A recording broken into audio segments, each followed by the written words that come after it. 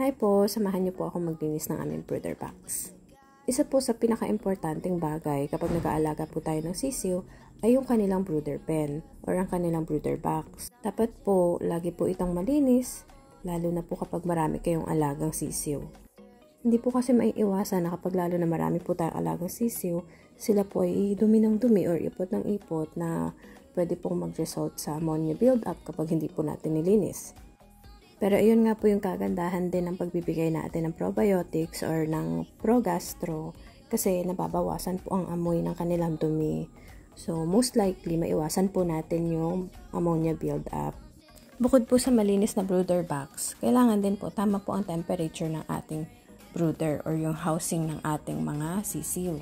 Hindi po tayo pwedeng bumili ng mga sisiw tapos wala pa naman po pala tayong nakahandang brooder. Iyon po yung karaniwan na dahilan kung bakit po tayo nagkakaroon ng mortality.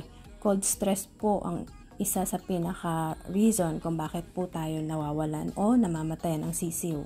Tandaan po natin, dahil po sila ay day-old chicks or sila pa po ay mga sisiw, ang kanila pong feather or ang kanilang plumage, hindi pa po yan fully developed.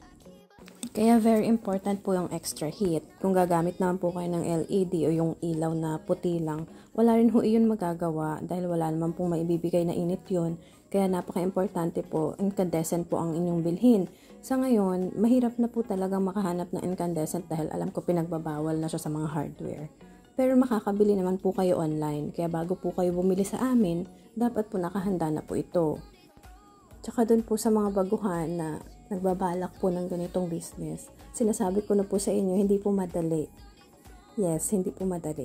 Kailangan po ng sipag at tiyaga talaga. Katulad niyan, yung ginagawa ko na yan, mahirap po yan. Mukha lang po madali. Kasi halos everyday gagawin mo yan, magastos din. Kasi bibili ka ng kusot, then yung pangsapin dyan, ganun din. Kaya kailangan nyo po ng sobrang sipag, sobrang tiyaga, yung dedication ninyo above anything else. Pero kung papasok po kayo sa ganitong business at iisipin niyo po agad yung income, yung earnings, I will be honest with you, hindi po siya ganun agad na pumasok ka dito mayaman ka kaagad. Hindi po. Real talk po tayo ha.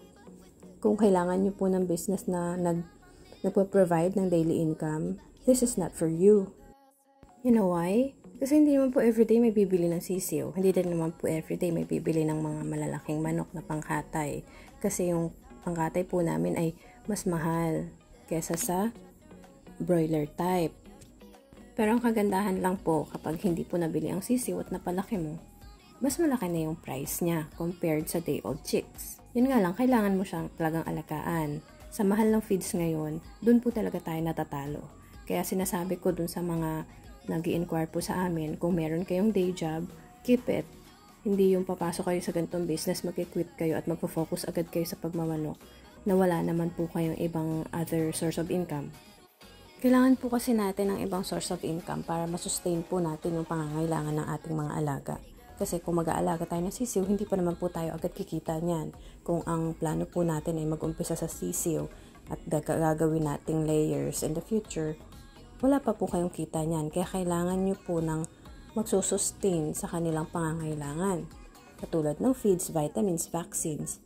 Tsaka po, bago po tayo pumasok sa ganitong business, kailangan po may alam tayo. Hindi yung may puhunan lang tayo. Minsan kasi mahirap yung ganun eh.